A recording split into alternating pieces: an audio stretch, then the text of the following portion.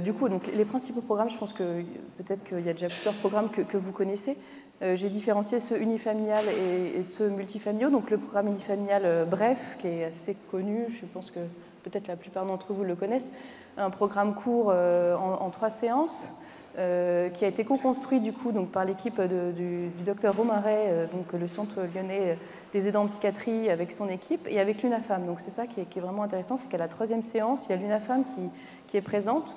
Donc ça permet que la famille puisse du coup, si elle le souhaite, tout de suite adhérer à l'association et pas se sentir seule.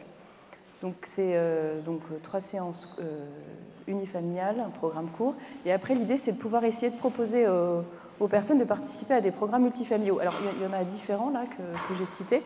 Alors, le programme AVEC, qui est à la base un programme canadien, qui est vraiment basé sur le modèle vulnérabilité-stress. Et moi, je trouve qu'il est intéressant parce qu'il normalise beaucoup les symptômes. En particulier, on prend conscience de tout le stress auquel on est tous soumis. Et je trouve que c'est une façon qui est assez intéressante d'aborder la symptomatologie. Ensuite, bon, le programme Profamille, qui est un des premiers programmes, hein, qui est très rigoureux, très intense, qui a fait preuve aussi d'une grande efficacité.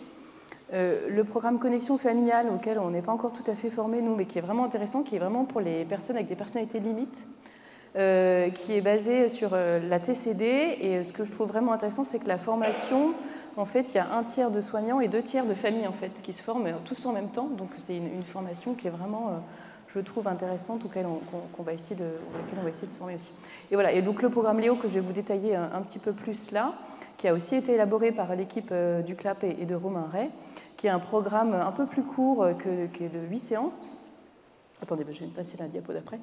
Un programme de 8 séances où voilà, l'idée un peu c'est vraiment un processus dans l'idée justement de motiver les aidants. Donc là le déroulé, donc il y a une première séance de connaissances médicales, ce qui je trouve est, donc c'est souvent fait, on a la chance que ce soit Nicolas qui puisse faire cette première séance, donc le fait qu'il puisse voir un professeur de psychiatrie qui présente vraiment le modèle un peu neurosciences, je trouve que ça les déculpabilise aussi beaucoup. C'est intéressant cette première séance. Après, voilà, les petits outils qui sont repris, que je vais vous détailler un peu plus, donc c'est les outils de l'entretien motivationnel qu'on essaie de transmettre aux familles.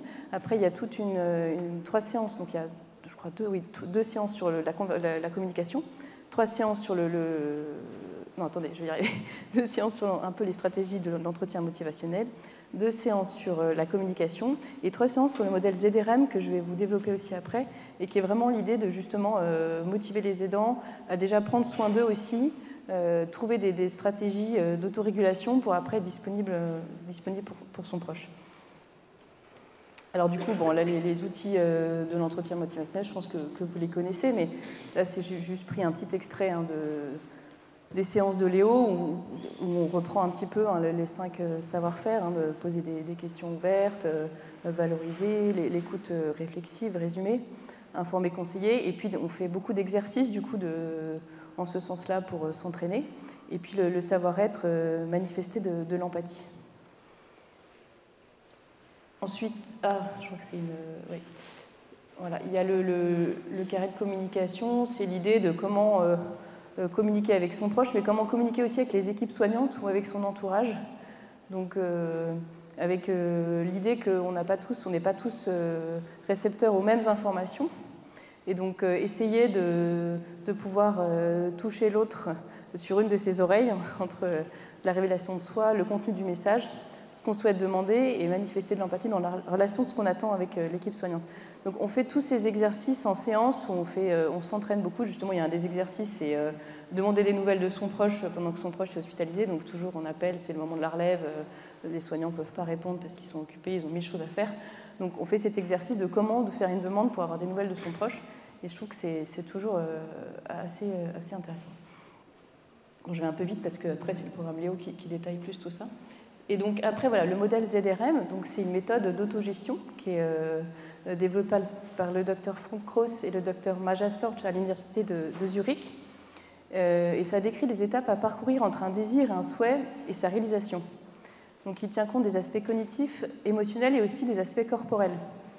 Donc il permet d'améliorer la motivation et la probabilité d'adopter et de maintenir de nouveaux comportements appropriés. Donc c'est tout un processus Là, on prend vraiment 3 séances importantes pour développer, que les personnes puissent s'approprier ce modèle-là. Je ne sais plus si j'ai mis la diapo d'après. Bon, je n'ai pas donné les détails parce que c'est tout un processus, mais l'idée, ce que je trouvais intéressante, il y a vraiment une approche aussi corporelle. Donc en fait, il y a plein d'images qui sont au sol et on doit choisir une image comme ça sans trop réfléchir. Après, réfléchir un peu pourquoi on a choisi cette image, qu'est-ce qu'elle évoque, construire un peu une devise positive et après essayer de se donner des petits aides-mémoires pour que constamment on pense un petit peu à notre devise. L'idée, c'est toujours un peu l'autogestion, valoriser aussi ses compétences et être après disponible pour son proche. Donc le modèle ZRM, en fait, il est utile au niveau personnel, familial et professionnel. C'est un modèle qui est beaucoup utilisé en entreprise, en fait, pour apprendre aux personnes à gérer le stress, entre autres. Donc il a plein d'applications, en fait, au quotidien. Voilà, avec le concept du coup d'autogestion, donc pouvoir faire des choix et mettre en place des actions pour préserver ou améliorer son bien-être physique, psychologique ou social. Donc les 4 piliers un peu du modèle, c'est connaître ses forces, ses faiblesses, et savoir aussi reconnaître les signaux d'alerte, évaluer régulièrement son humeur et pouvoir aussi après, il y a beaucoup d'autorégulation, on fait beaucoup d'exercices pour comment justement baisser en stress pendant les séances, pour après pouvoir l'appliquer quand on sait que son proche n'est pas bien décompensé, pouvoir s'autoréguler pour après être aussi plus disponible pour communiquer avec lui. Choisir la bonne conduite à adopter, donc c'est aussi savoir poser des limites, et du coup après pouvoir passer à l'action. C'est assez rapide parce que je ne détaille pas tout, mais... donc voilà, donc l'intérêt des groupes multifamiliaux, donc on a remarqué dans les différents groupes qu'on a pu faire, c'est que les familles, elles sont vraiment aussi rassurées de pouvoir échanger avec leur vécu avec d'autres familles. Il y a des groupes après qui se créent où elles se soutiennent.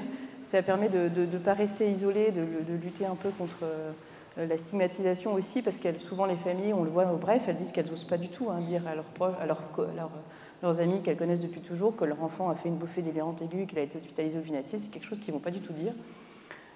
Donc ça leur permet de ne pas rester seuls, de lutter contre la stigmatisation. Et voilà, et le programme Léo en particulier, ça permet vraiment de les motiver pour trouver des techniques pour accompagner leurs proches, et ça leur donne un peu des outils.